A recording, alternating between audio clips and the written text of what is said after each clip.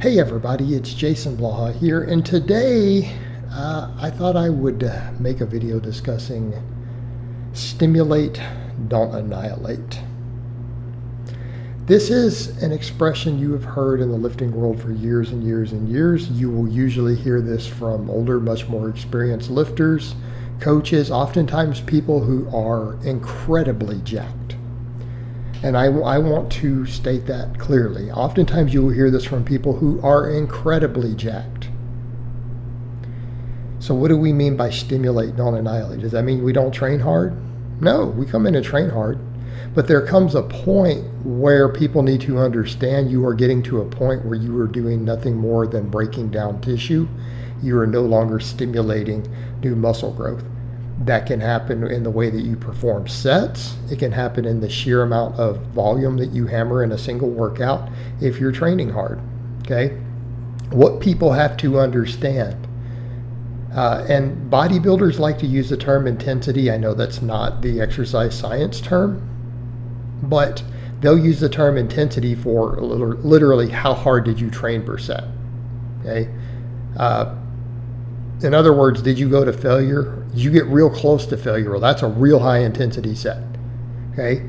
If you took a set of deadlifts or bench presses or anything like that all the way to the point where you could maybe only do one more rep with really terrible, ugly, grindy form and probably shift under the load, that's pretty intense from that perspective, okay? I mean, on a set of squats or deadlifts, if you do a set till the last rep is slow and you have to grind through it, particularly if you're strong, you know, it's one thing if you got one plate on the bar. You got 3 or 4 plates on the bar, okay? And you take a set like that to that point, that's pretty high intensity from that definition, right? It's pretty high intensity. How many sets of that do you really think you can do? Now, same thing when you have people who they want to come in and they want to go beyond failure.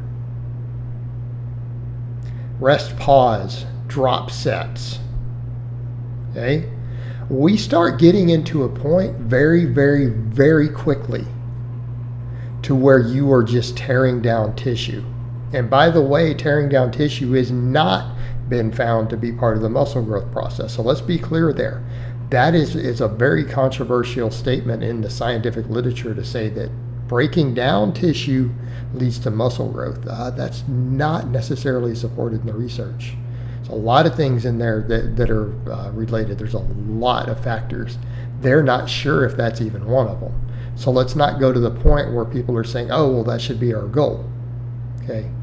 Your goal is not to get rhabdo to where your urine turns brown because there's muscle tissue being broken down and, you know, exceeding what the kidneys can filter out.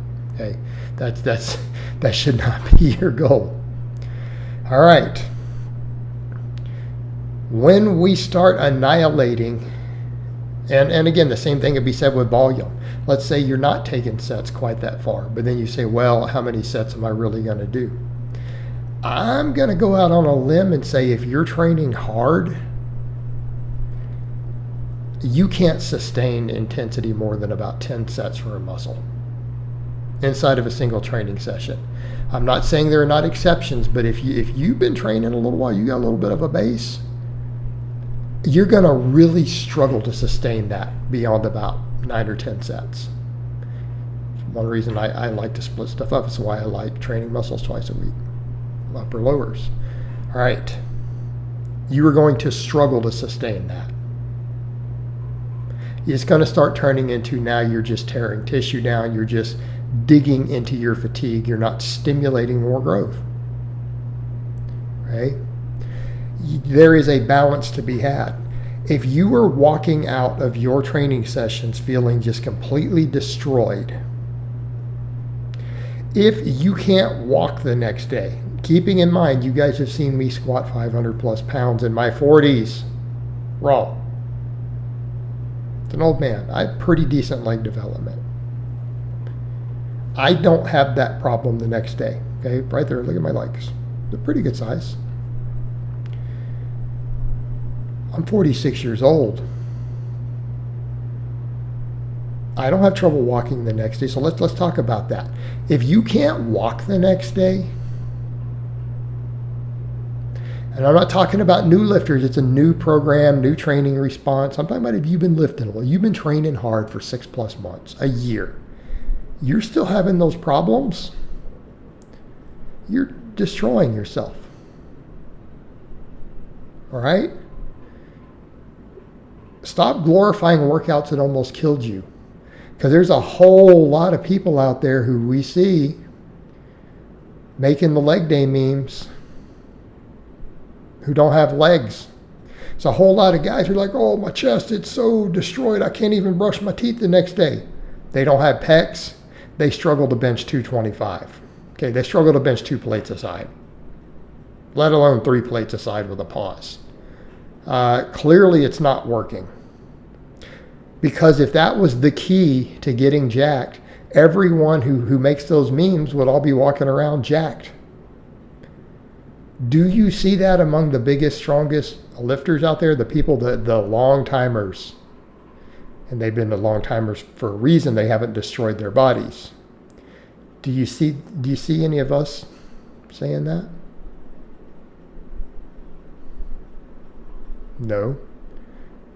Get in and train hard. Stimulate. Get in and do quality stimulus. Come in and say, that was a good workout.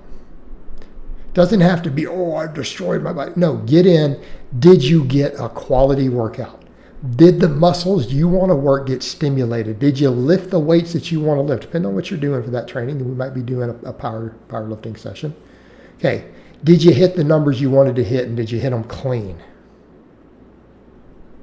Without piss poor form. Did you hit your numbers? Yes. Okay, your accessory work or your bodybuilding work if you're chasing physique. Did you get a good solid pump? Did you feel the muscles activated? Did you feel that you did a number of sets that you came in and said that was a good workout? It was a good workout. Not did I destroy myself. All right, that's what you want. That is what you were seeking when you come in and you say, man, that bench and curl session, man, my pecs really got a good pump, especially when I did that incline. That set of those last few sets of dumbbell curls, man, my biceps really got a hell of a pump. They really got stimulated. Did you walk out feeling like you had 1 set left? I could have done another 10 minutes of training before I was exhausted. All right, that's what you want. That is how we should feel at the end of a workout. That is your perfect. That is your ideal. All right, guys, but that's really all I have to say on that today. I hope it's been informative, and I'll talk to you guys next time.